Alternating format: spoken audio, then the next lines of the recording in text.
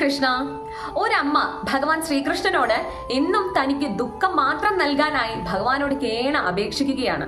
എന്തെന്നാൽ ആ ദുഃഖത്തിലൂടെ കടന്നു പോകുന്ന സമയത്ത് ആ ഒരു അമ്മ ഭഗവാന് വളരെയധികം വേണ്ടപ്പെട്ട ഒരാളായി മാറുന്നു. മാത്രമല്ല ഭഗവാനെ എന്നും ചിന്തിക്കുന്നു, ഭഗവാനെ സമീപം ഇരിക്കാനായിട്ട് ആ ദുഃഖങ്ങൾ അമ്മയെ സഹായിക്കുന്നു. മാത്രമല്ല ജീവിതത്തിൽ വലിയ വലിയ പ്രതിസന്ധികൾ വരുമ്പോൾ അതിനെ മറികടക്കാനുള്ള ധൈര്യവും ശക്തിയും ആ ദുഃഖത്തിലൂടെ ഭഗവാൻ പ്രദാനം ചെയ്യുന്നു എന്ന് ആ അമ്മ വിശ്വസിക്കുന്നു. പഞ്ചപാണ്ഡവരുടെ മാതാവായ കുന്തി ദേവിയാണ് ഭഗവാൻ ശ്രീകൃഷ്ണനോട് എന്നും തനിക്ക് ദുഃഖം മാത്രം മതി എന്ന് ആവശ്യപ്പെടുന്നത്. വളരെ ചെറിയ പ്രായത്തിൽ താൻ പോലും ആഗ്രഹിക്കാതെ അവിചാരിതമായി അമ്മയാകേണ്ടി വന്നു.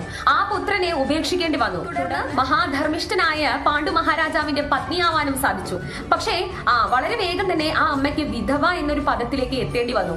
അങ്ങനെ തന്റെ 5 പുത്രന്മാരെയും വളരെ നല്ല രീതിയിൽ തന്നെ ധാർമ്മിക ബോധത്തോടു കൂടി ആ അമ്മ വളർത്തി. മാത്രമല്ല ആ പുത്രന്മാർക്ക് ജീവിതത്തിൽ ഉടനീളം ദുഃഖങ്ങൾ മാത്രമായിരുന്നു ഉണ്ടായിരുന്നത്. ധർമ്മബോധത്തിലൂടെ നടന്ന വ്യക്തികളായിരുന്നിട്ട് പോലും വലിയ വലിയ രീതിയിലുള്ള സംഘർഷങ്ങൾ ആ പുത്രന്മാർ അനുഭവിക്കുന്നത് ആ അമ്മ കാണേണ്ടി വന്നു. ഒടുവിൽ തന്റെ മുന്നിൽ നിന്നുകൊണ്ട് തന്നെ തന്റെ പുത്രൻ വീരമൃത്യു പ്രാപിക്കുന്നത് സാക്ഷിയാവേണ്ടി വന്നു. എന്നിട്ടും കുന്തി മാതാവ് ഭഗവാൻ ശ്രീകൃഷ്ണനോട് എന്നും തനിക്ക് ദുഃഖം മാത്രം മതി എന്നാണ് ആവശ്യപ്പെട്ടത്. കാരണം ആ അമ്മയുടെ ജീവിതത്തിലൂടെ മനസ്സിലാക്കിയത് എന്താണെന്ന് വെച്ചാൽ ഭഗവാനോട് നമ്മൾ പലതരം കാര്യങ്ങൾക്കായി പ്രാർത്ഥിക്കുന്നതിനേക്കാളും ഉപരി ജീവിതത്തിൽ ഉണ്ടാവുന്ന പ്രതിസന്ധികളെ തരണം ചെയ്യാനുള്ള ശക്തിക്ക് വേണ്ടി പ്രാർത്ഥിക്കുമ്പോൾ ഭഗവാനോട് നമ്മൾ കൂടുതൽ അടുക്കുകയും ചെയ്യും.